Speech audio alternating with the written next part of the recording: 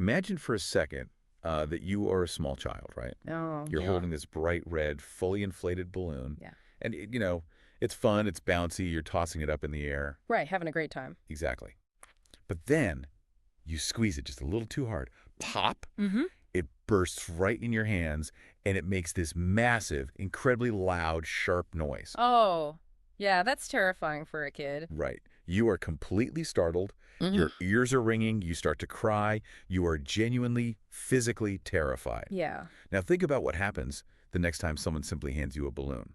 Like before it even pops, before Yeah. you even do anything with it, your heart rate spikes. Your body just reacts. What, you get that knot of fear in your stomach just from looking at this totally harmless piece of thin rubber. Arr. Or let's look at the totally opposite end of the spectrum. Okay, lay it on me. You are sitting in a restaurant. You've just finished a massive, heavy lunch, and you are completely stuffed. Like you couldn't possibly eat another bite. We've all been there. But then you catch the smell of this warm, sweet, caramelized dessert being served to the table right next to yours. Oh, wow, yeah. And instantly, your mouth starts to water. You're physically salivating. You suddenly feel this intense craving to eat it, even though you're, bursting at the seams a minute ago. It's wild. So why does our brain do this? Like, how do we go from a totally neutral object, a piece of rubber, or just a scent in the air, to an automatic, involuntary physical reaction? Well, it's one of the absolute marvels of human and animal biology. I mean, we experience these invisible shifts in our behavior and our bodily responses every single day. Hour by hour, really. Exactly. And often without ever realizing that a really profound, incredibly complex internal process has just taken place. Our nervous systems are basically constantly rewiring themselves based on the environment. And that, listeners, is exactly what we're going to tear apart today. Yes, we are. Welcome to this deep dive. We are looking under the hood of the human mind to figure out how we actually get programmed. Like, how do we acquire new behaviors? How we build those habits that feel impossible to break. Right. And how do we master complex physical skills? And why do we sometimes just completely give up? We are going to explore the actual biological and cognitive mechanics of how learning happens. And we are going to build this from the ground up, step by step. We're going to walk through some of the most groundbreaking and honestly sometimes controversial experiments in the history of psychology. Oh, yeah, the classics. Right. We'll look at drooling dogs, rats in puzzle boxes, puzzle-solving chimpanzees, and we'll apply all of those findings directly to how you, the person listening right now, navigate your daily life, your workplace, and your own personal habits. So let's just start with the most basic question, which, it sounds almost too simple. What actually is learning? That's a great question. Because we toss that word around constantly. I learned how to ride a bike, or I learned the capital of France, or I learned not to touch a hot stove. But scientifically, in the realm of psychology, what is the actual threshold for something to be considered learning? Yeah, it's a really great place to start because the scientific definition is actually much more specific than our everyday use of the word. In psychology, learning is strictly defined as a relatively permanent change in behavior or behavioral potential produced by experience. Okay, wait. Relatively permanent change. Yeah. That implies there are changes in our behavior that are not learning. Precisely. We have to draw a really hard line between learning and temporary physiological states. Like what? Well, if you are sitting there reading a super dense manual for work, or say you are driving a car for 6 hours straight, eventually your behavior is going to change. Right, I'm going to get exhausted. Exactly. You might start slumping over, your eyes might lose focus, you might pull the car over and stop driving entirely. But that change in behavior isn't learning, that is fatigue. Oh, okay. Your body simply ran out of energy. Once you rest, your previous behavior, being able to drive or read it, returns fully. So the same would go for like drinking 3 cups of coffee or taking a medication, right? Oh, absolutely. Because if I drink a ton of caffeine, my behavior totally changes. I might talk way faster, I might be more jittery, I might pace around the room. But I didn't learn to be a fast talker. No, you just introduced a chemical into your system. Right. And once the caffeine wears off, I go back to my baseline. Exactly. Those are transient states. Learning requires that lasting sticking power. It has to physically alter the neural pathways in a way that actually persists over time. That makes sense. But there is another type of behavioral change that happens through experience, which people constantly confuse with learning, and that is called habituation. Oh, right, the marriage ceremony example. I love this one from the source text because it is so incredibly relatable. It really is. So imagine you are in your house, right? And you're trying to study for a crucial exam or finish a big project for work. Stressed out, trying to focus. Yep. And suddenly, right outside your window, a loud marriage ceremony begins. A brass band starts playing, people are cheering, fireworks are going off. So annoying. Initially, this completely shatters your concentration. You can't focus on your screen. You keep looking out the window, turning your head toward the noise, maybe even getting up to pace around in annoyance. In psychology, those reactions, like Mhm. turning your head, losing your focus, those are called orienting reflexes That's right. because you're biologically hardwired to orient your senses toward a new, loud, sudden stimulus in your environment, just in case it's a threat. It's a pure survival mechanism. But let's say this band keeps playing continuously for like 3 hours. What happens? You just get used to it. Well, yeah, eventually those orienting reflexes start to weaken. The noise is still exactly as loud as it was on minute one, but you stop looking out the window, your heart rate settles down. Yeah. Eventually, you might not even consciously register the music at all. You just go back to typing your essay. Yeah. So your behavior has dramatically changed. You went from highly distracted to completely focused. But I didn't learn to ignore the noise. No, you didn't. You habituated to it. Habituation is just your nervous system dialing down its response to a continuous, repetitive, harmless stimulus so that you don't suffer from sensory overload. Wow. Okay. We know it's not learning because it isn't a relatively permanent change. If that band packs up, leaves for a week, and then comes back and starts playing the exact same song outside your window next Tuesday. I'm going to be instantly distracted all over again. Exactly. The orienting reflex resets. Learning, on the other hand, creates a lasting change. So that raises a really fascinating, almost philosophical, and definitely practical question.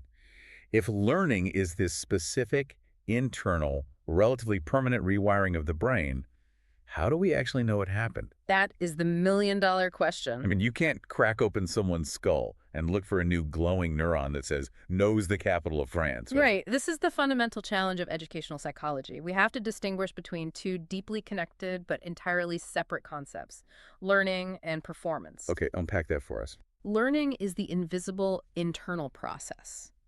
Performance is the outward, observable behavior. Because we cannot see the learning happening in the dark void of the mind, we can only infer that it has happened based on observing a change in performance. Ah, okay. So if I'm a teacher, Yeah. and I assign a student a poem to memorize, the student goes home, sits in their room, and reads the poem over and over for 2 hours. Right. The internal processing of that information, the physical changes in the synapses of their brain, that is the learning. But as the teacher, I have absolutely no idea if that happened. I can't see it. Right. You don't know if they learned it until the next morning when you ask them to stand up in front of the class and recite the poem out loud. And the recitation is a performance. Exactly. And because they can now recite it, whereas yesterday they couldn't, I make the logical deduction, the inference, that learning took place in the background. That's it. We measure the delta between the pre-test performance and the post-test performance. It actually makes me think of going to the gym. Oh, how so? Well, the actual muscle growth, the microscopic tearing and rebuilding of the muscle fibers, that happens quietly when you are sleeping. You can't see the muscle getting stronger in real time. Right, right. But the next week, when you go to lift a heavier weight, that's the performance. You lift a heavier weight, and you infer that your muscles grew in the interim. That's a fantastic analogy. The lifting of the weight is the observable evidence of the invisible biological change. So just to wrap our heads around the baseline here, learning is an inferred, relatively permanent change in behavior resulting from experience, and it's distinctly different from transient states like fatigue or the temporary sensory dampening of habituation. Which brings us to the mechanics. The how-to. Yeah.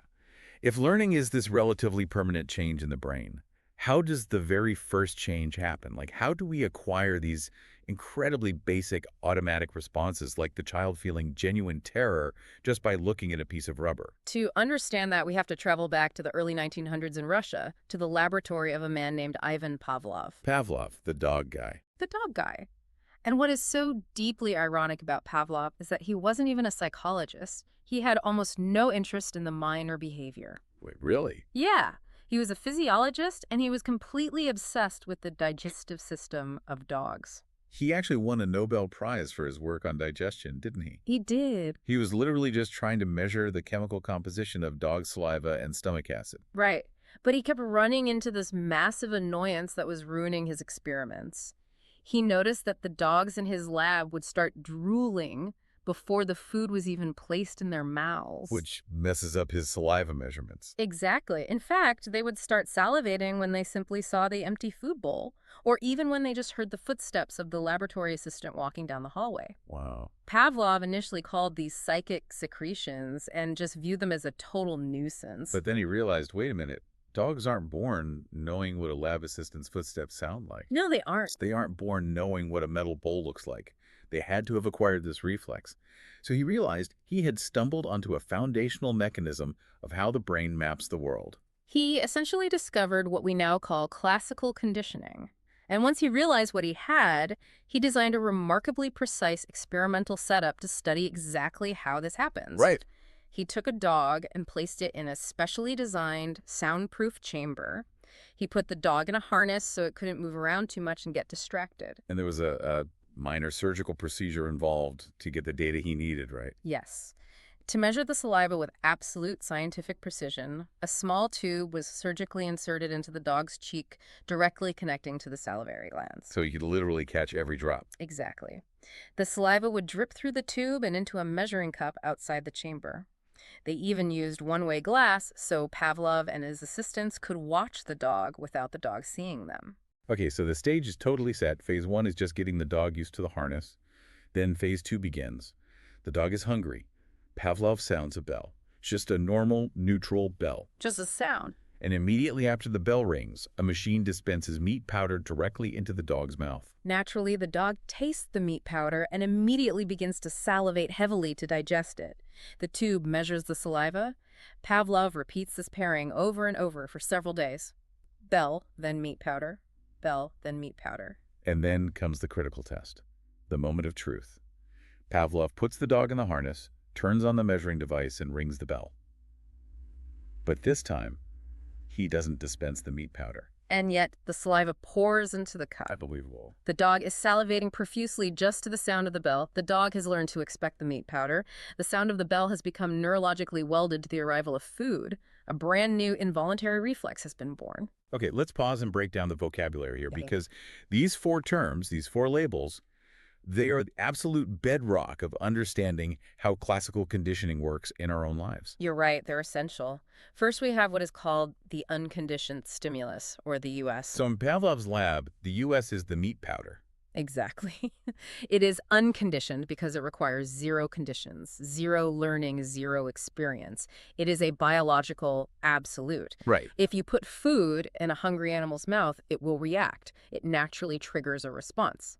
Which brings us to the second term, the unconditioned response, or UR. The UR is the salivation to the meat powder. It is the unlearned natural reflex. Food goes in, saliva comes out. It's hardwired into the nervous system from birth. Spot on. Now, before the experiment started, the bell was just the bell. It was a neutral stimulus. It meant absolutely nothing to the dog. Right. But through the process of pairing it with the food, it transforms into the third term, the conditioned stimulus, or CS. The CS, the bell. Yeah. It has graduated from being random background noise to being a vital signal. And because it is now a powerful signal, it triggers the fourth and final term, the conditioned response, or CR. Which is the salivation to the bell, the newly learned reflex. Yeah. So to trace the path, just to make sure we've got it, you have an unlearned trigger, the food, causing an unlearned reaction, the drooling. Yeah. You pair a neutral signal, the bell, with that unlearned trigger. And eventually, the neutral signal becomes a conditioned trigger, the bell, causing a conditioned reaction, drooling to the bell. Beautifully summarized. In psychology, this is referred to as SS learning, stimulus learning. One stimulus, the sound of the bell, comes to reliably signify the impending occurrence of another stimulus, the food. The brain literally bridges the gap between the two. Which completely demystifies the examples we opened the show with. Exactly. The loud, painful pop of the balloon is the unconditioned stimulus. It naturally causes a biological startle response and fear, which is the unconditioned response. Yeah. But because that loud pop happens while you are physically holding a balloon, Yeah. the balloon itself becomes the conditioned stimulus. Yeah. Now, just the visual sight of a balloon triggers the conditioned response of fear. It is SS learning happening in a fraction of a second. And it is happening constantly in your life. If you've ever smelled a specific brand of perfume and instantly felt a wave of nostalgia or sadness because an ex-partner used to wear it, that is classical conditioning. Oh, absolutely. If you hear the specific generic chime of a corporate alarm clock on TV and your heart rate spikes with stress, classical conditioning. But the research goes much deeper into the determinants of this process, Yeah. right? Like how quickly we learn these associations and how strong they become isn't just random. It depends incredibly heavily on timing. Timing is the most critical variable. Psychologists have identified 4 specific time relations, 4 different ways you can pair the bell and the food, and they produce vastly different results. Okay, let's go through them. First, there's simultaneous conditioning. This is exactly what it sounds like. You ring the bell and present the meat powder at the exact same millisecond. Right. Then there is delayed conditioning. The bell starts ringing, it rings for a few seconds, and while it is still ringing, the food is presented. The onset of the signal precedes the reward, but they overlap in time. Got it. Third is trace conditioning. You ring the bell, you stop ringing the bell entirely, there is a gap of silence, a trace of time, and then after the silence, you present the food. And fourth is backward conditioning. You give the dog the food, let it start eating, and then you ring the bell. The unconditioned stimulus precedes the conditioned stimulus. No, wait, I have to stop you there on backward conditioning. Sure. If I give the dog the food and then immediately ring the bell right next to its ear, aren't they still happening right next to each other in time? Doesn't the dog's brain still bridge that gap? It's a completely logical assumption, but in practice, backward conditioning almost never works. Wait, really? Why not? To understand why, you have to look at why classical conditioning evolved in animals in the first place. Think about it from the organism's survival perspective. The entire evolutionary purpose of classical conditioning is for the brain to learn predictors. The brain is basically an anticipation machine. Right. It wants to know what is going to happen next so it can prepare the body. Oh, I see. Yeah, if the food has already arrived, the bell ringing 3 seconds later provides absolutely zero useful predictive value. The dog is already eating. The brain doesn't care about the bell anymore because the important event has already occurred. That makes total sense. The signal is completely useless if it arrives after the event it's supposed to predict. Therefore, the brain simply doesn't bother wiring the connection. It is fascinating. The brain aggressively filters out useless information. It only cares about signals that give it a head start, which is why the research shows that delayed conditioning, where the bell starts first and overlaps with the food, is the absolute most effective way to establish this learning. The bell is a perfect, reliable predictor. Exactly. Simultaneous and trace conditioning can work, but they take significantly more trials, much more repetition, because the predictive relationship is slightly less clear. Another massive determinant of how fast we get conditioned is the nature of the unconditioned stimulus itself, Right. the thing we are actually reacting to. Yes. The research divides these into 2 broad categories, Right. appetitive and aversive. Right. Appetitive stimuli are things that bring pleasure, satisfaction, or fulfill a biological need. Food for a hungry animal, water for a thirsty one, a comforting touch, a warm environment. What do we want? Exactly, these naturally elicit approach responses. But aversive stimuli, on the flip side, are painful, harmful, or noxious. Like a loud, terrifying noise, an electric shock, extreme heat, Mm-hmm. or a bitter, poisonous taste. Right. These naturally elicit escape or avoidance responses, and there's a staggering difference in how quickly the brain wires associations based on which type of stimulus is used. Appetitive conditioning, like Pavlov's dog learning to drool to a bell for food, is generally a slower, gradual process. It might require dozens of repeated trials day after day for the dog to make a strong connection. But aversive conditioning, that can happen almost instantly, can't it? Absolutely. It can take just 1, 2, or 3 trials for an unbreakable association to form. And again, if we view this through the lens of evolutionary biology, it makes perfect logical sense. If you are a wild animal foraging in the forest, taking 3 or 4 days to slowly figure out that the sound of rustling leaves near the river means of berry bushes nearby, that's perfectly fine. You won't starve in 3 days. Right. But if you take 3 or 4 days to figure out that the sound of a snapping twig means a leopard is stalking you, you are dead. You don't get a second chance to learn about a predator. Exactly. Pain and fear must condition us almost instantaneously to protect us from fatal harm. The brain prioritizes aversive learning over appetitive learning because survival is more urgent than a single meal. Which perfectly explains why that single balloon popping in the child's hands was enough to make them fear balloons for years. One trial, the brain said, loud noise equals danger. The rubber thing caused it. Avoid the rubber thing forever. That is the raw power of classical conditioning. Mm. But as foundational as it is, psychologists eventually realized it has a very strict limitation. A huge limitation. Yeah, classical conditioning only deals with passive, automatic, involuntary reflexes. Drooling, flinching, heart rate spiking, pupil dilation. The organism is essentially a passive recipient of the stimuli. The environment does something to the animal, and the animal reflexively reacts. Right. Like I don't sit down at a restaurant, look at a menu, and decide to salivate. It just happens to me. I don't choose to have my heart race when I hear a scary noise. But look at the world around you. Humans and animals do vastly more than just passively react to triggers. We take action. Yeah. We explore our environments. We manipulate objects. We speak. We build things. We make deliberate choices.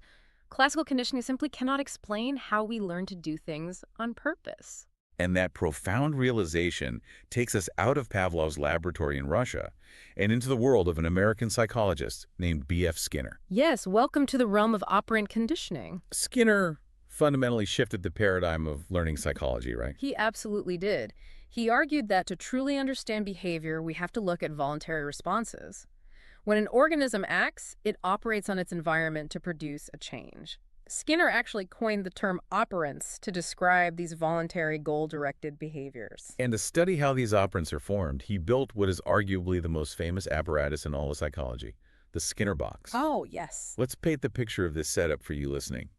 Imagine a small, enclosed, soundproof chamber. Inside the chamber, there is a rat. The rat is hungry. It has room to move around, but it cannot escape. Inside this box, sticking out of one of the walls, is a small metal lever. And directly next to the lever is a little food tray connected to a dispenser outside the box. So the hungry rat is placed in this novel environment. Initially, the rat exhibits pure, random, exploratory behavior. It sniffs the corners, it paws at the walls, it rears up on its hind legs, it just wanders around aimlessly. Doing rat stuff. Exactly. And purely by accident, in the course of this chaotic exploration, the rat bumps into the metal lever and presses it down. Click. The dispenser activates, and a single food pellet drops into the tray right next to the lever. The rat hears the noise, sees the food, and eats it.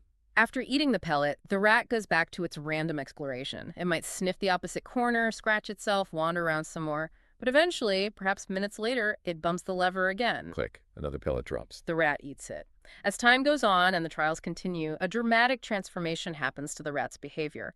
The random, chaotic, exploratory wandering completely vanishes. The rat starts spending all its time hanging out right next to the lever. It learns the causal relationship. When I press this metal thing, food appears. Conditioning is considered complete when you take the rat, place it in the Skinner box, and the rat walks in a straight, deliberate line over to the lever and presses it immediately. The rat is no longer passively waiting for a bell to ring.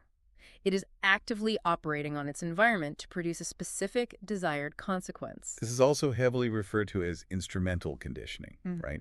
Because the behavior itself is instrumental in bringing about the outcome. Exactly. And once you understand instrumental conditioning, you start seeing it absolutely everywhere in your daily life. It is the entire architecture of human habit. Think about a child who wants a sugary snack. The parent has hidden the sweet jar somewhere in the kitchen. The child wants the sugar, so they engage in exploratory behavior. They open cabinets, they look behind the cereal, they search the pantry. Finally, they find the jar on the top shelf. Jackpot. Right. And the next time they want sweets, they don't search the whole kitchen randomly. They pull up a chair, climb onto the counter, and go straight for the top shelf. The searching behavior was instrumental to getting the sugar. Or think about social interactions. A child learns that whining gets them ignored, but saying please and thank you gets them favors and attention from adults.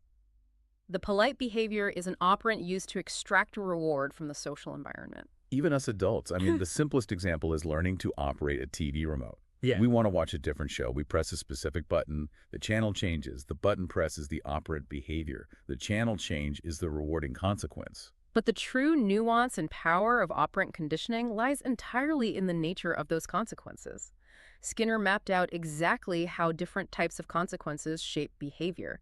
And he introduced a very specific clinical term that we need to define here: Reinforcer. Okay, lay it out. A reinforcer is defined as any stimulus or event that increases the probability of a desired response occurring again in the future. That is the golden rule. If the consequence makes the behavior happen more often, it is a reinforcer, period. But this is where people get incredibly tripped up, because the research makes a crucial, absolutely vital distinction between two types of reinforcement, positive and negative. Yes, this is perhaps one of the most widely misunderstood concepts in pop psychology, so we really need to unpack this with absolute clarity. Okay, positive reinforcement is very intuitive. Most people understand this immediately. Positive reinforcement is when you add something pleasant to a situation to strengthen a behavior. Right. The rat presses the lever, you add a food pellet. A student studies hard and gets an A on a test. The teacher adds praise or a gold star. You show up to your job and do the work. The company adds money to your bank account. The addition of the desirable thing guarantees you will do the behavior again. Exactly. Positive here doesn't necessarily mean good, it means additive. You are applying something. Like a math symbol, a plus sign? Exactly. Now, let's talk about negative reinforcement. I need everyone listening to engrave this into their minds. Negative reinforcement is not punishment. Let me repeat that because it is the most common error students make. Negative reinforcement is not punishment.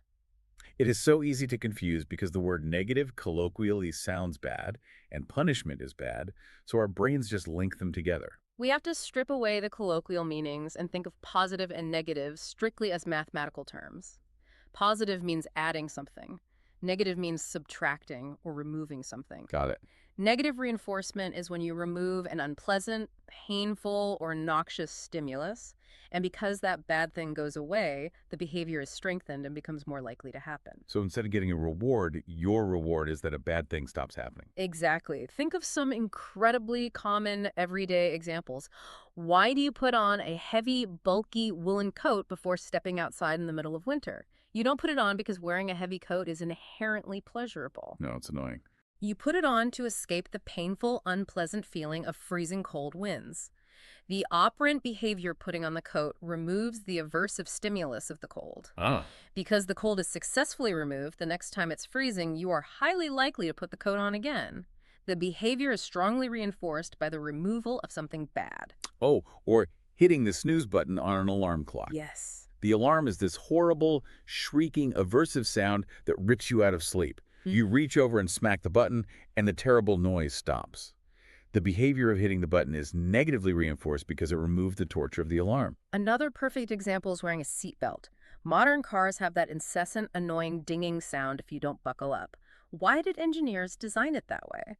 To annoy us into buckling up. They're utilizing negative reinforcement. You buckle the seatbelt, and the annoying sound is removed. Furthermore, on a broader scale, we buckle up to avoid or escape the potential of severe physical injury and a crash, or to avoid the unpleasant consequence of a heavy fine from a police officer. The behavior of buckling up removes the threat of pain or financial loss. It is heavily negatively reinforced. So both positive and negative reinforcement increase the likelihood of a behavior. Positive adds a good thing, negative removes a bad thing. This is entirely different from punishment.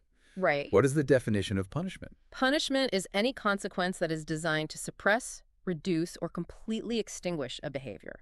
Reinforcement always increases behavior. Punishment always decreases behavior. So positive punishment would be adding something bad, like touching a hot stove and getting a burn, or getting a speeding ticket. Negative punishment would be removing something good, like a parent taking away a teenager's cell phone for breaking curfew. Both are designed to make the behavior stop. Yes.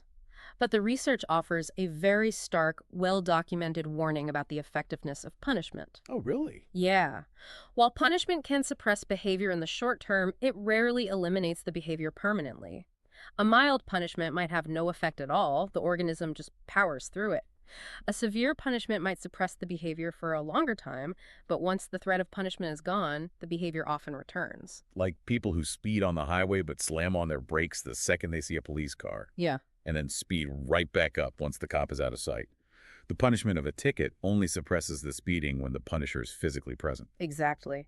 And worse, punishment often breeds secondary issues. It creates intense feelings of fear, anxiety, hatred, and dislike for the punishing agent. Yeah. If a parent or a teacher punishes a child too harshly or unpredictably, the child might temporarily stop the bad behavior out of terror, but the primary thing they actually learn is to resent the parent or fear the teacher. They might learn how to become better at lying to avoid the punishment rather than genuinely changing their behavior. That is a profound insight for anyone in a leadership, parenting, or educational role. The negative reinforcement of helping someone escape a bad situation or the positive reinforcement of rewarding them is a much more effective, long-lasting driver of learning than the suppression and fear of punishment. Absolutely. Beyond just identifying the types of consequences, Skinner made another massive breakthrough by studying the timing and delivery of them.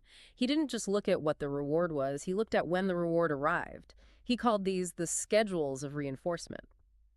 This is where we get into continuous versus partial or intermittent reinforcement. Let's go back to our rat in the Skinner box. Continuous reinforcement means the rat gets a food pellet every single time it presses the lever. One press, one pellet. 100% of the time, the behavior is rewarded. This is great for teaching a new behavior very quickly. The rat figures out the rules almost immediately, but Skinner wondered, what happens if we don't reward the rat every time? What if we use partial reinforcement? The rat only gets rewarded sometimes. Maybe every third press, maybe every fifth press, or maybe completely randomly. Here is where human intuition gets completely turned on its head. Logically, you would think that getting rewarded every single time is the absolute best way to build a strong habit, right? If I want my dog to always sit, I should give him a treat every single time he sits. You'd think so. But the research reveals that continuous reinforcement actually creates a very fragile habit. Partial reinforcement, rewarding the behavior only unpredictably, creates a much stronger, more resilient habit. It produces what psychologists call a greater resistance to extinction, which means the behavior becomes incredibly hard to break. I know you have a brilliant analogy for this that perfectly illustrates the mechanism. Yes. It's the difference between a vending machine and a slot machine in a casino. Think about how you interact with a vending machine. A vending machine operates on a strict, continuous reinforcement schedule. You put your $2 in, you press the button for a soda, and the machine dispenses a soda. Every single time. Yeah. Your behavior is rewarded 100% of the time. Now, what happens if the machine breaks? You put your money in, you press the button, and nothing comes out. What do? You might press the button one or two more times. You might jiggle the handle or bang on the glass once. But very quickly, you walk away. Exactly. The behavior extinguishes super fast. Why? Because you have learned to expect a reward every single time. The second the reward stops, the contrast is incredibly obvious. You instantly know the machine is broken. You know the deal is off, so you stop trying. But a slot machine is a totally different psychological beast. A slot machine operates on a random partial reinforcement schedule. You put your money in, you pull the lever, you lose. Yeah. Pull it again, you lose. You pull it a third time, you win a tiny bit of money. You pull it 5 more times and lose. Right. Because the reward is unpredictable and intermittent, you have absolutely no idea when the next payout is coming. The unpredictability is the key. Right. So if the slot machine goes cold and stops paying out entirely, you don't walk away immediately like you did with the vending machine. You just keep pulling the lever. Your brain says, well, I lost the last 10 times, but the next one could be the jackpot. Maybe the next one, just one more pull. The behavior of pulling the lever is incredibly resistant to stopping because the absence of a reward is completely normal to you. That is exactly what happens to the rat on a partial schedule, and it is exactly what happens to humans. By not rewarding the behavior every time, the brain learns persistence. It learns to tolerate failure in the pursuit of a delayed reward. And this explains so much of our modern world. Like, why are we so addicted to checking our phones? Oh, absolutely. Social media scrolling, checking emails, swiping on dating apps. These are all slot machines. You swipe 5 times, you see boring stuff. You swipe a 6th time, you see a hilarious video or get a text message. The reward. Because the dopamine hit is random and unpredictable, we just keep scrolling and swiping endlessly, hoping for the next pellet to drop. Tech companies employ armies of behavioral psychologists who use these exact partial reinforcement schedules to maximize user engagement. It is operant conditioning scaled up to billions of people. It is slightly terrifying when you view it through that lens, but it's vital to understand. So to cement these first 2 pillars, we have classical conditioning, which is Pavlovian pairing signals with natural triggers to create passive automatic reflexes. And we have operant conditioning, which is Skinnerian shaping active, voluntary actions through positive reinforcement, negative reinforcement, and the incredibly sticky power of unpredictable partial rewards. Now we can move into section 4, where the research bridges these two paradigms. There are hidden psychological mechanics that govern both classical and operant learning, and we need to understand how organisms apply what they've learned to new, novel situations. Let's start with the things driving the behavior, the reinforcers. The research categorizes these into primary and secondary reinforcers. We've touched on this briefly, but let's expand on it. A primary reinforcer is something that is biologically vital for the survival of the organism or the species. Food for a starving animal, water for a dehydrated one, warmth for a freezing one. Right. The organism does not need to be taught to want these things. The drive is innate and hardwired into our biology. But a secondary reinforcer is entirely different. It is something that has absolutely no biological value on its own, but we've learned to value it fiercely through experience. The most ubiquitous example in human society is money. Right. A $100 bill is just a piece of paper mixed with cotton. Yeah. You cannot eat it to survive. It won't keep you warm if you wrap it around yourself. Yeah. Biologically, it is useless. But because we have experienced over and over again that this piece of paper can be exchanged for primary reinforcers, it can buy food, it can buy a warm house, it can buy medical care, the money itself becomes an extraordinarily powerful reinforcer. We obsess over it. People will dedicate their entire lives, work grueling hours, and endure immense stress to acquire secondary reinforcers. Praise, social status, university degrees, good grades in school. These are all secondary reinforcers that shape massive amounts of human behavior. So we have these reinforcers driving us. But how do we apply learning to a messy, unpredictable world? If I learn to fear a specific dog that bit me, do I fear all dogs? Do I fear all four-legged animals? This involves two opposing cognitive processes: generalization and discrimination. Generalization is what happens when an organism learns a response to one specific stimulus and then automatically applies that same response to other stimuli that are similar. The research gives a great example of a child in a sweet jar. Let's say a child learns that their favorite sweets are kept in a specific large blue ceramic jar on the kitchen counter. Generalization occurs when the child goes over to their grandmother's house, sees a slightly different, smaller, red plastic jar on a different table, and immediately tries to open it looking for sweets. They've generalized the idea. Right. They have generalized the conceptual properties of jar to mean contain sweets, despite the physical differences. Or, to use a more aversive example, suppose a young child is severely scolded and terrified by a specific person who happens to have a very long, distinctive mustache and wears dark black clothes. The child is conditioned to fear that specific man. Makes sense. But if that child later goes to the grocery store and sees a completely different stranger who happens to have a beard and is wearing a dark blue coat, the child might burst into tears and hide. The fear response has generalized to the new person because of the shared physical similarities: facial hair and dark clothing. It's the brain playing it safe. This thing looks kind of like the dangerous thing, so I'm going to sound the alarm just in case. Exactly. But obviously, we don't just generalize everything forever. If we did, that child will grow up terrified of every person with hair. That's where discrimination comes in. Discrimination is the evolutionary counterbalance to generalization. It is the ability to perceive and respond to differences.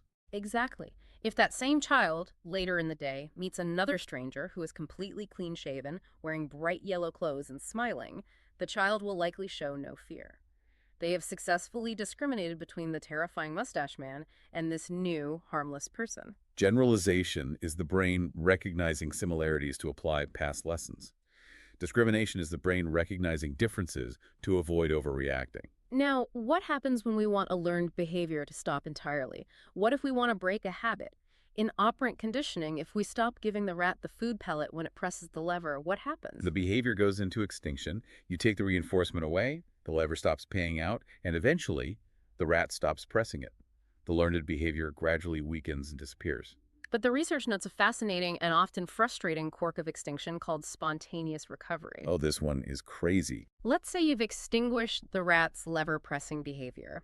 It hasn't touched the lever in days. It has totally given up. You take the rat out of the box, put it back in its home cage for a long rest, say, a week. Then, after that week, you put the rat back into the Skinner box. What do you think it does? It'll probably walk right over and press the lever. Yeah. Even though the behavior was dead, gone, and extinguished a week ago. Precisely. After a lapse of considerable time, the learned response recovers and occurs again spontaneously. It won't be as strong as it was originally, and it will extinguish much faster this time if you still don't give it food, but the urge returns. Wow. This proves that the original learning wasn't entirely erased from the brain. The neural pathway was just dormant, suppressed by the new learning that the lever is broken. This explains so much about human habits.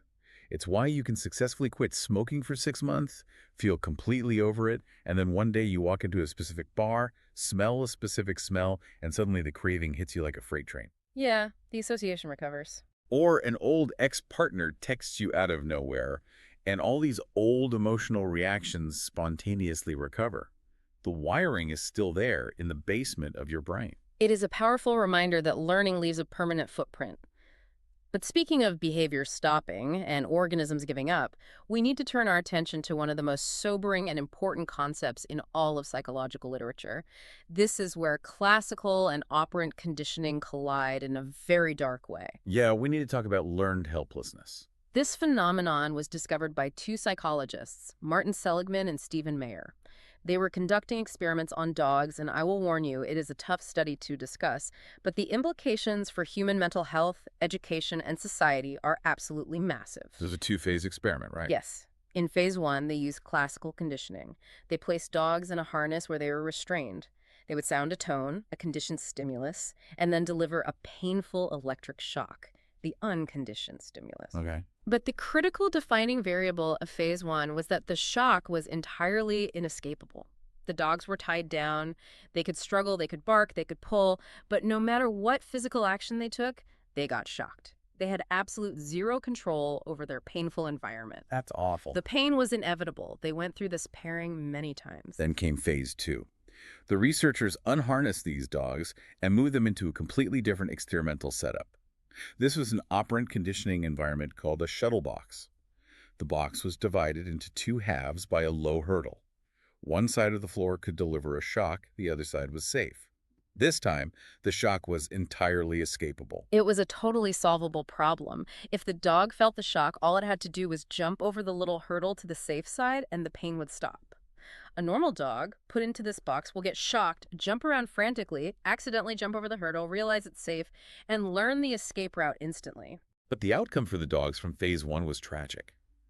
When the researchers turned on the shock in phase two, these dogs didn't jump around. They didn't look for an escape route. They didn't even try to jump the hurdle. No, they didn't. They simply lay down on the electrified floor, whined, and passively endured the pain. Because they had experienced inescapable pain in the past, they had actively learned that they were helpless.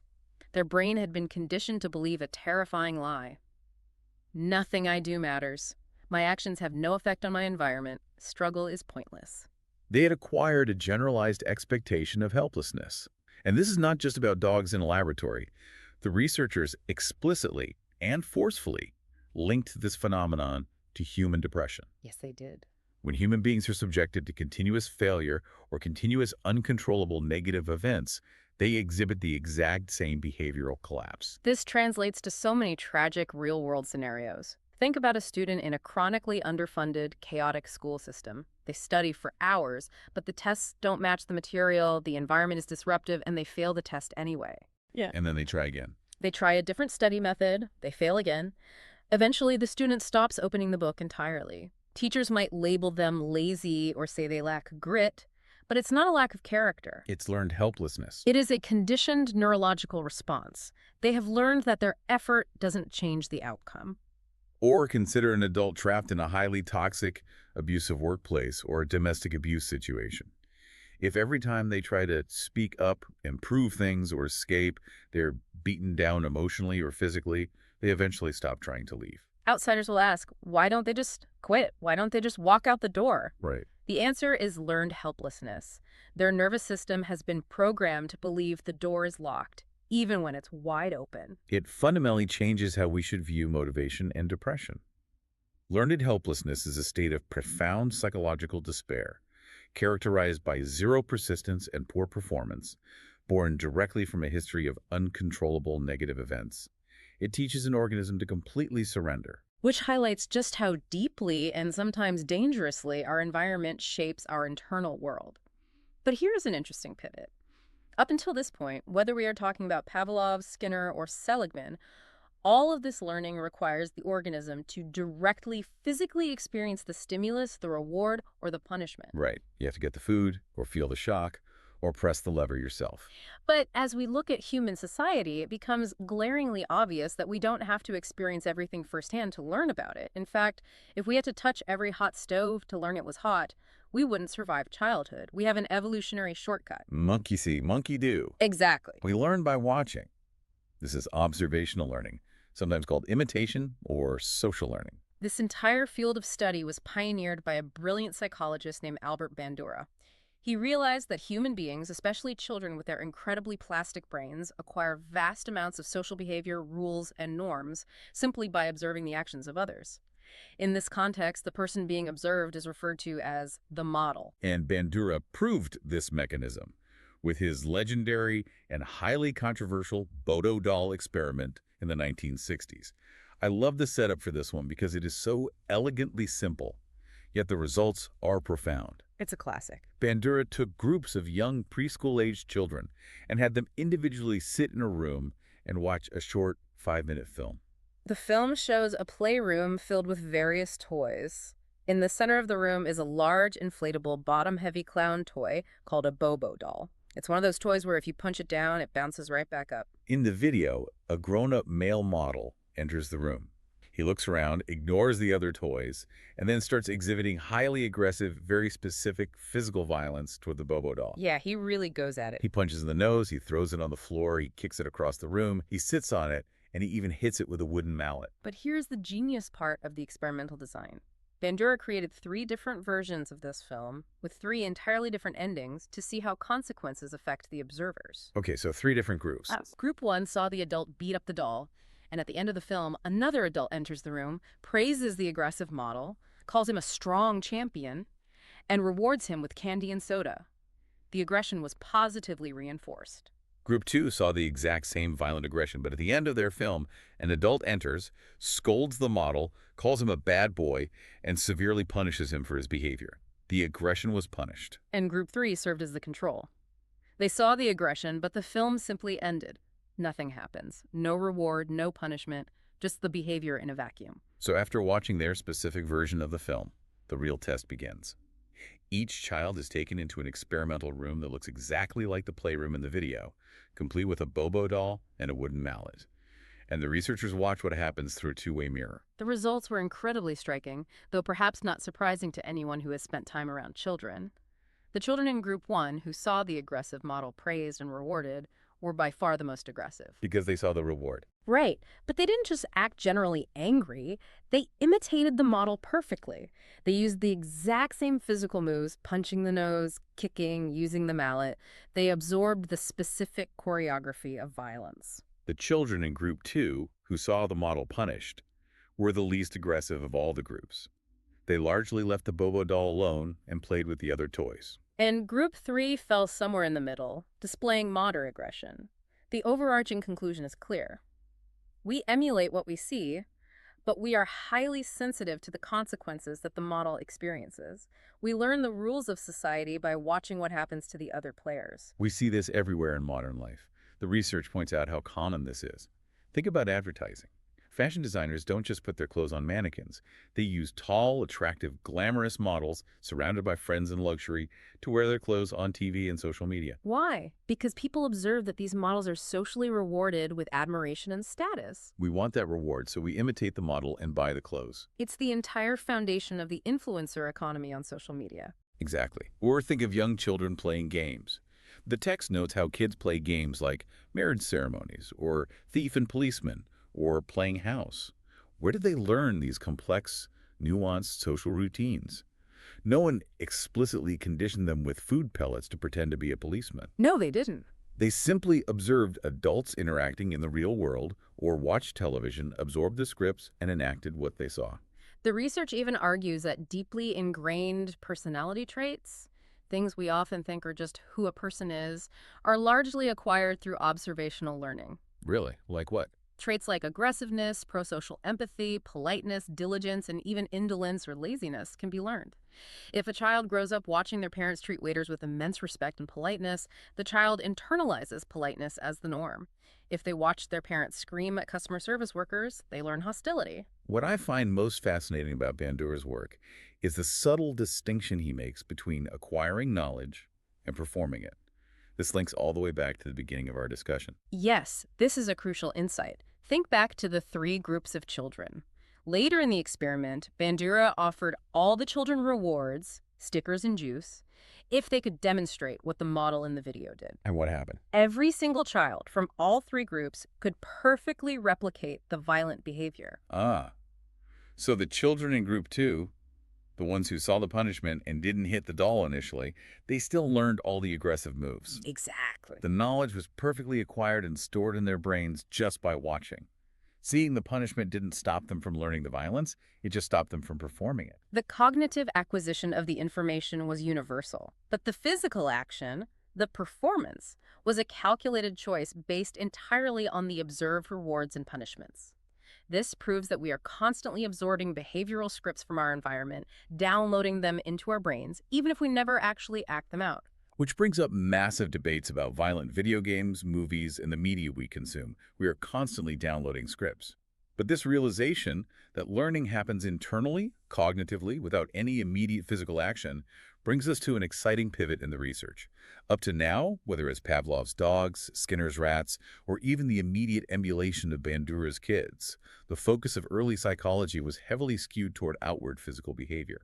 Stimulus, response, reward, punishment. It was very mechanical. But as psychology evolved, researchers realized this behaviorist view was incredibly limiting. It treated the brain like a black box. Stuff goes in, behavior comes out, but we don't care what happens inside. But humans and certain higher-order animals like chimpanzees aren't just biological robots reflexively responding to stimuli. There is deep, complex, abstract internal processing happening. This is the realm of cognitive learning. Cognitive learning shifts the focus entirely. It defines learning as a change in what the learner knows, rather than just a change in what the learner does. It is about acquiring mental representations, understanding relationships, and solving problems internally before taking physical action. The research highlights two major concepts here that completely broke the behaviorist mold: insight learning and latent learning. Let's dive into insight learning first. This was demonstrated by a Gestalt psychologist named Wolfgang Kohler. He conducted a series of experiments with chimpanzees in the 1920s, and his findings totally shattered the operant conditioning model of trial and error. Under Skinner's operant conditioning, learning is blind. A rat runs around randomly, trying dozens of useless things until it accidentally hits the lever, gets food, and then slowly repeats the action until the habit forms. It's slow, gradual trial and error. But Kohler set up a problem for his chimps that couldn't be solved by simple, blind trial and error. He placed a chimpanzee, his most famous one was named Sultan, in an enclosed play area. High up near the ceiling, completely out of reach, Kohler hung a bunch of delicious bananas. Okay. Scattered around the floor of the enclosure were some wooden boxes and a few hollow bamboo poles of different lengths. Now, if Sultan the chimp acted like a rat in a Skinner box, he would just run around randomly, jumping at the wall, bumping into boxes, swinging the poles aimlessly, hoping a banana would magically fall. But Sultan didn't do that. Kohler observed that the chimp would try to jump for the bananas once or twice, realize it was futile, and he would just stop. He just stops. He would sit down on the ground. Yeah. He would look up at the bananas. He would look around the room at the boxes. He would look at the poles. He appeared to be deeply, quietly contemplating the physical physics of his environment. And then, without warning, the solution arrived. Bam! Sultan suddenly jumped up, grabbed a wooden box, dragged it directly under the banana, stood on top of it, grabbed one of the bamboo poles, reached up, and knocked the bananas down. There was no gradual trial and error. There was no slow shaping of behavior. There was just a sudden, instantaneous flash of insight, an aha moment. Kohler argued forcefully that this proved the chimp wasn't just associating random stimuli. The chimp had cognitively, abstractly grasped the spatial relationship between a means, the box and pole, and the bananas. He mentally visualized the solution, built a model of the room in his mind, tested the solution internally, and then physically executed it flawlessly on the first try. It is exactly like when you are stuck on a brutal math problem where you're trying to remember the name of an actor. You stare at it, you get frustrated, you walk away to take a shower or make a cup of coffee. Your brain is churning in the background, and suddenly, out of nowhere, the answer just hits you like a lightning bolt. Yes, that is insight learning. The pieces suddenly fit together in the mind. The second massive blow to pure behaviorism was the concept of latent learning, pioneered by Edward Tolman. The word latent means hidden or concealed. Tolman proposed that learning happens constantly in the background, but it remains hidden until there is a specific motivation or reason to demonstrate it. Tolman used rats to prove this, but he used them in a way that defied Skinner. He had a complex physical maze, and he divided his rats into two groups. Group 1 gets put at the start of the maze. They find their way through the twists and turns to the end box, and waiting for them is a pile of food. Over a few days, Group 1 quickly learns to run the maze efficiently, making fewer and fewer errors. Classic operant conditioning. The reward drives the learning. But Group 2 is the interesting one. Group 2 is put in the exact same maze, but there is absolutely no food at the end. For over a week, they are just placed in the maze and allowed to wander around. They explore dead ends, they sniff the corners, they backtrack. They show absolutely no apparent signs of learning a direct, efficient route to the end. Why would they? There's no reward. But then, on the 11th day, Tolman changes the game. He suddenly places a huge pile of food at the end of the maze for Group 2. And what happens the very next day, when Group 2 is put back at the start line, they run the maze instantly, perfectly, with almost zero errors, just as fast as Group 1. Tolman argued that those unrewarded rats had been learning the exact layout of the maze the entire time they were seemingly just wandering aimlessly. They were exploring and actively building what he coined a cognitive map, a complex, internal, mental representation of the spatial layout of their environment. This is where a tourist analogy works perfectly. Imagine you travel to a new city for a week-long vacation. You spend 5 days just wandering around, looking at architecture, grabbing coffee, strolling down random streets.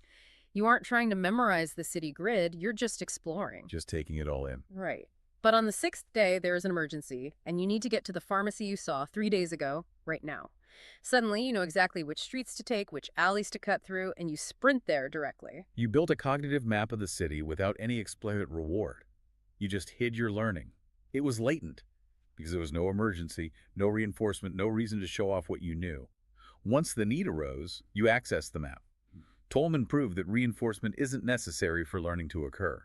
It is only necessary to motivate performance. Which is a profound, liberating shift in how we view education and exploration.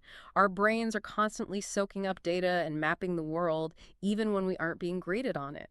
Now, as we move beyond animals entirely, the research tackles a form of learning that is exquisitely, uniquely human. We acquire vast, staggering amounts of knowledge, not through physical mazes or shocks, but through words. Verbal learning. Verbal learning is the backbone of human education. It encompasses how we memorize facts, learn languages, and organize concepts. Psychologists have developed very specific laboratory methods to study the mechanics of how we learn words, and the findings reveal a lot about the architecture of human memory. The research details a few prominent methods. The first is the paired associates method. This is essentially the exact mechanism you use when you are trying to learn a foreign language with flashcards. Yes, you are presented with a list of pairs. The first word acts as the stimulus. The second word is the required response. In laboratory settings, to ensure the participant hasn't previously learned the words, they often use nonsense syllables paired with real English words. For example, they might pair the nonsense syllable GN with the word loot, or LUR paired with roof. So you see the card that says GN, and your brain has to retrieve the association and say loot. It is pure rote stimulus response association. Then there is serial anticipation learning. This is how we learn a sequence of items in a strict, specific order. Like learning the alphabet. Or learning a poem line by line. You are shown the first item, and you have to anticipate and guess the second. Once you see the second, that item becomes the stimulus for you to guess the third. You are mentally linking a chain of words together where each link triggers the next. But the most revealing, and to me the most fascinating method, is free recall. This is where we stop looking at rote memorization and start seeing the human brain actively, almost aggressively, organizing chaos. In a free recall experiment, you are given a long list of words, shown to you one by one, and then you are asked to recall as many as you can in absolutely any order you want. The research highlights a landmark experiment by a researcher named W.A. Bousfield in the 1950s that perfectly illustrates this. Bousfield took participants and read them a list of 60 randomly ordered words. But secretly, the words belonged to four distinct semantic categories. 15 were names of people, 15 were animals, 15 were professions, and 15 were vegetables. So the input the participant hears is completely scrambled. They might hear Bob, cow, doctor, carrot, Sarah, pig, lawyer, onion, just a totally mixed up stream of data. But when Bousfield asked the participants to recall the list, they didn't recite them back in the random order they heard them. No, they didn't. The participants naturally, instinctively grouped them. They would list all the animals they could remember together, then they would list all the vegetables together, then the professions. Bousfield called this category clustering. And it is such a beautiful demonstration of how our minds work. Even though the input from the outside world was chaotic and random, the human mind subjectively organized the information into logical semantic categories for storage and retrieval. We impose order on chaos to make it digestible. The brain is a meaning-making machine. It is. If you want to remember things better, don't try to memorize a random list. Organize it into thematic chunks. The brain loves categories. But beyond organization, the research points out a very blunt, inescapable determinant of verbal learning called the total time principle. Every student listening needs to pay attention to this one. The total time principle states that a fixed amount of time is necessary to learn a fixed amount of material, regardless of how you divide those practice trials up. Meaning, if the sheer volume of a vocabulary list dictates that it takes your specific brain 5 hours of exposure to physically alter the synapses and master the list, it takes 5 hours, period. Exactly. You can study 1 hour a day for 5 days, you can study 30 minutes a day for 10 days, or you can sit down and stare at the list for 5 solid hours the night before the exam. The principle suggests that the learning strength is heavily tied to that total cumulative time block. So wait, does this mean cramming works? If 5 hours is 5 hours, can I just cram the night before? It's a nuanced point. Cramming mass practice might technically satisfy the total time principle for immediate short-term recall. You might pass the test the next morning. But a mountain of subsequent memory research shows that spaced practice spreading those 5 hours out over a week leads to significantly better long-term retention. Ah, I see. Cramming gets it into your short-term memory, but spaced repetition actually cements it into the long-term architecture of the brain. But the baseline remains true. You cannot shortcut the sheer volume of time required to acquire complex verbal data. Time on task is the primary driver. So we've covered how we learn reflexes, habits, social norms, cognitive maps, and verbal facts. But learning a list of vegetables is very different from learning how to physically do something complex. Knowing the theory of how a bicycle works doesn't mean you can ride one. That brings us to our next major domain, skill learning. We are talking about mastering a physical craft. Driving a car manually, piloting an airplane, writing shorthand, playing the piano, or touch typing on a keyboard. The research defines a skill as the ability to perform a complex physical task smoothly, efficiently, and accurately. And fundamentally, at a biological level, a skill is a chain of perceptual motor responses. You perceive a stimulus with your senses, you process it, and you execute a precise motor movement. You see the traffic light turn red, you smoothly move your foot from the gas to the brake pedal. But that smoothness doesn't happen overnight. It is a grueling process. The research relies on the work of a prominent psychologist named Paul Fitts, who outlined 3 distinct sequential phases of skill acquisition that every human must pass through to achieve mastery.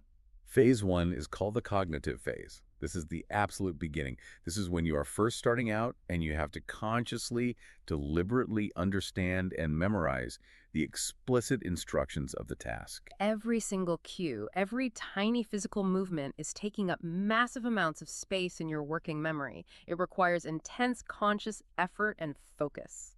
The best way to visualize this is to think back to the very first time you sat down to learn how to touch type on a computer keyboard. That is the ultimate cognitive phase experience. You are hunting and pecking. You are literally repeating the rules out loud in your head. Okay, where is the G key? The poster says the G key is hit with the left index finger, moving one spot to the right. You are highly, painfully conscious of every micro movement your hands are making. It is exhausting. But with relentless practice, those individual movements start to glue together. You transition into phase 2, the associative phase. Here, you start linking the sensory inputs directly to the motor responses. The cognitive rulebook starts to fade away, and the physical associations take over. Your errors decrease significantly. You don't have to consciously search for the G key anymore. Your brain just sort of associates the thought of the letter G with that specific muscular twitch of the left index finger. However, the defining characteristic of the associative phase is that you still need intense concentration. The performance is smoother, it looks better to an outside observer, but it is not effortless. If someone introduces external interference while you are in this phase, the chain breaks and you make a mistake. Right. You are typing fairly well looking at the screen, but if your coworker walks up and asks you what you want to order for lunch, you lose your focus and accidentally type turkey sandwich directly into your professional email. The cognitive interference disrupts the fragile associative chain. Or, if you are learning to drive a manual car, you can shift gears fine when it's quiet, but if the radio is blasting and someone is talking, you stall the engine. But eventually, if you push through that fragility with continuous thousands of repetitions of practice, you arrive at the holy grail of skill learning. Phase 3, the autonomous phase. Automaticity. Yes, the attentional demands drop almost to zero. You no longer need to consciously think about the sequence of movements at all. The skill has been downloaded into your subconscious motor cortex. It runs quietly in the background. External interference barely bothers you anymore. This is when you can touch type a perfectly formatted, highly technical email at 90 words per minute, while simultaneously having a full, complex, face-to-face conversation with your coworker about your weekend plans. Or when you experience highway hypnosis, where you drive your car for 20 miles on the freeway, arrive at your exit, and suddenly realize you have no conscious memory of driving the last 20 miles. The skill of driving was entirely autonomous. The research also notes a very common, very frustrating phenomenon that occurs during this journey. It's called a performance plateau. As you transition between the cognitive, associative, and autonomous phases, your rate of improvement isn't always a smooth, upward 45-degree angle. Often, your performance level just halts. It stands completely still for weeks or even months. You practice and practice, you put in the hours, but you don't seem to be getting any faster or any better. This is the exact moment where 90% of people quit learning the guitar, or quit learning to code, or quit learning a new language. The plateau feels like failure. But psychologically, the plateau isn't the end of your potential. It is an invisible transition period. Your brain is consolidating the previous gains, pruning the neural pathways, and preparing to jump to the next level of efficiency. If you push through the plateau, performance almost always clicks and begins improving again. The plateau is a feature of skill learning, not a bug. That is incredibly encouraging. So, complex skills move from being highly conscious and exhausting to associative but fragile to completely subconscious and automatic. And the only way across that bridge is relentless practice through the plateaus. Which brings us to our final overarching topic. We have mapped out the entire machinery of learning. We've looked at the gears of conditioning, observation, cognition, and motor skills. But a machine doesn't run without fuel. What actually drives this machinery? What determines how fast we learn? And what happens when the engine fundamentally misfires? We need to look at the accelerators and the roadblocks. Let's start with the gas in the tank, the ultimate accelerator, motivation. The research defines motivation as a complex mental and physiological state that arouses an organism, directs its behavior toward a goal, and sustains that behavior until the need is fulfilled. It is the energizing force. If the rat in the Skinner box is already completely full, if it has no biological motivation of hunger, it is never going to learn to press the lever. You can put it in the box for a year and it will just take a nap. Without motivation, learning does not occur. In human psychology, we divide this crucial fuel into two categories: intrinsic and extrinsic motivation. Intrinsic motivation is when you learn something simply because you genuinely, deeply enjoy the act of learning it. The task itself is the reward. You read a dense history book on a Saturday because you are fascinated by the Roman Empire. You spend hours learning to paint because the act of mixing colors brings you peace. Extrinsic motivation, on the other hand, is when you learn something strictly as a means to an end. The reward is external to the task. You're studying complex algebraic formulas, not because you love math, but because you want to pass the exam, get a good grade, get into a good college, and get a high-paying job. The grade, the status, the money, those are the extrinsic goals that energize the grueling hard work of studying. Both are effective, but intrinsic motivation generally leads to deeper, more resilient learning. If you remove the extrinsic reward, say the class stops giving grades, the extrinsically motivated student will immediately stop studying. The intrinsically motivated student will keep reading. The second major accelerator, and sometimes a severe limiter, is what the literature calls preparedness for learning. This is where evolutionary biology steps heavily into the psychological arena. This is a fascinating concept. The idea is that not all species are created equal when it comes to learning specific things. There is a biological continuum. We are not just blank slates that can be conditioned to do anything equally well. Right, our evolutionary history has pre-wired us. Exactly. We are genetically endowed with specific associative mechanisms that are designed for our species' unique survival needs. The research points out that humans and apes can easily, rapidly learn complex stimulus response associations, like using tools or solving spatial puzzles that are literally impossible for a rat or a cat to learn no matter how many food pellets you give them. Their brains simply do not have the hardware to process that specific type of relationship. And it works the other way, too. It is incredibly easy to classically condition a human being to be terrified of a snake or a spider. It might take just one trial. But it is remarkably difficult to condition a human to be terrified of a flower or a wooden block. Even though cars kill vastly more people than spiders do, we don't have an innate evolutionary preparedness to fear cars. We are biologically prepared by millions of years of evolution in the wild to fear slithering reptiles, and we learn that fear effortlessly. We are genetically predisposed to learn things that kept our ancestors alive, like language, social dynamics, and natural threats. We're totally unprepared for other things, and learning those requires immense unnatural effort. But what happens when a human being's specific individual neural hardware struggles with the standard modern educational environment? This brings us to the roadblocks, learning disabilities. The research dedicates significant time to this because untreated learning disabilities are a major, tragic reason why intelligent students become discouraged and drop out of the educational system. But it is absolutely vital to define what a learning disability actually is and, more importantly, what it is not. The literature is exceptionally clear on this point. A learning disability is a heterogeneous group of disorders that manifest as specific, profound difficulties in acquiring and using skills like reading, writing, speaking, reasoning, or mathematical calculation. But the crucial takeaway is the origin. These difficulties stem directly from atypical functioning of the central nervous system. It is a neurological, biological reality. It is not a lack of intelligence. The research explicitly states that these disabilities are frequently observed in children with average or even highly superior general intelligence. And it is certainly not a lack of motivation, laziness, or a refusal to work hard. This is such an important point to hammer home. If a student has average or superior intelligence but can't read a paragraph, then it's literally just a specific hardware incompatibility in a localized part of the brain. It's not a processor speed issue. The main computer is incredibly fast. But the specific input-output cable for decoding text is scrambled. That is an excellent, highly accurate way to conceptualize it. The overall processing power is high, but specific pathways are neuroatypical. The research lists several specific manifestations of this. Dyslexia is one of the most well-known, where children struggle to decode written language.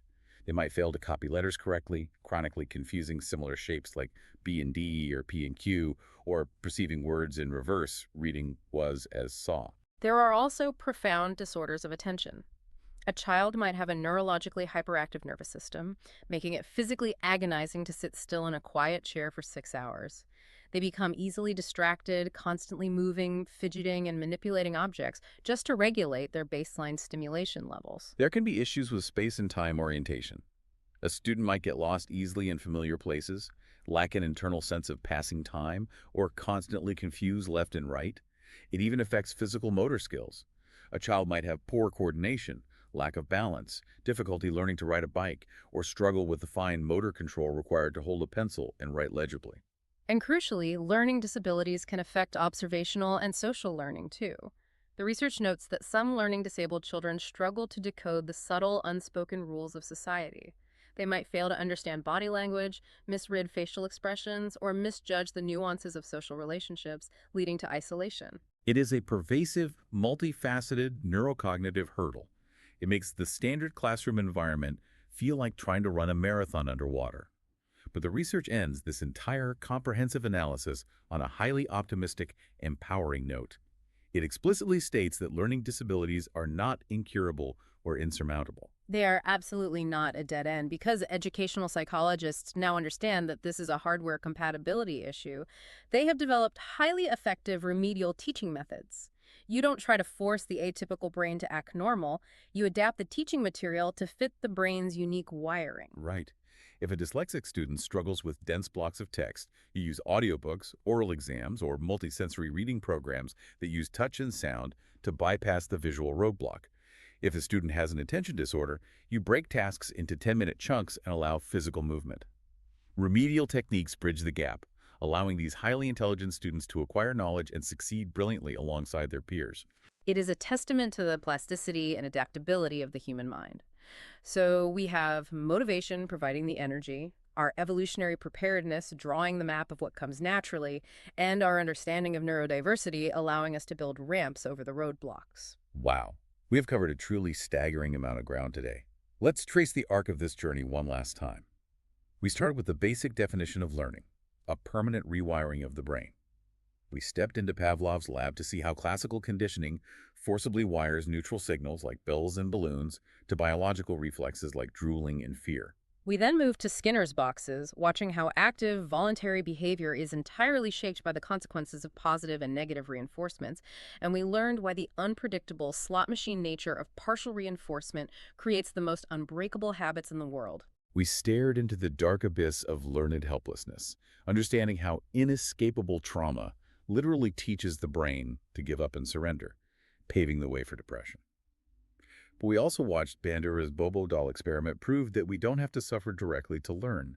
We absorb complex social behaviors and personality traits simply by watching models get rewarded or punished. We unlock the cognitive black box, marveling at Kohler's chimps having sudden aha moments of insight, and Tolman's rats building hidden, latent mental maps of their world. We saw how the human mind naturally beautifully clusters chaotic random words into organized semantic categories, and we mapped out how mastering complex physical skills requires pushing through the grueling plateaus of the cognitive and associative phases to reach true automaticity. If there is one singular thing you take away from this incredibly deep dive, it is that learning is not just sitting in a classroom memorizing facts for a standardized test. Learning is the fundamental underlying biological machinery of how you interact with reality itself. It is the operating system of your life. And you can use this. This isn't just laboratory trivia. Knowing that partial reinforcement builds unbreakable habits can help you understand your own social media addiction or help you design better, more resilient workout routines for yourself. Knowing that your brain naturally categorizes information can completely change how you organize your notes and study for an exam. Knowing that skill plateaus are a normal biological feature can give you the grace and patience to keep practicing your guitar or your coding when you feel like quitting. These are literal, practical tools to optimize your own life. They really are. But I want to leave you, the listener, with a final philosophical thought to mull over as you go about your day. We discussed the concept of preparedness for learning, the biological reality that species are genetically hardwired by evolution to learn some things effortlessly and other things with great difficulty. Humans spent millions of years evolving in the wild. We evolved to learn by observing nature, by engaging in intense physical play, by building tools with our hands, and through constant dynamic tribal socializing. That is our evolutionary baseline. Exactly. So the question is, how well is our biology actually prepared for the modern world? How well is a child's brain prepared for sitting perfectly still at a wooden desk under fluorescent lights for 8 hours a day, staring at abstract symbols on a flat screen or a piece of paper? Are we currently, on a societal level, forcing our brains to learn in the very environments that we are biologically least prepared for? And if so, how much untapped potential are we leaving on the table? That is a fascinating, disruptive question to end on. If the environment doesn't match the hardware, maybe we need to change the environment. Thank you for joining us on this incredible deep dive into the psychology of learning. Go out and observe the operants and conditioned stimuli in your own life today. We'll see you next time.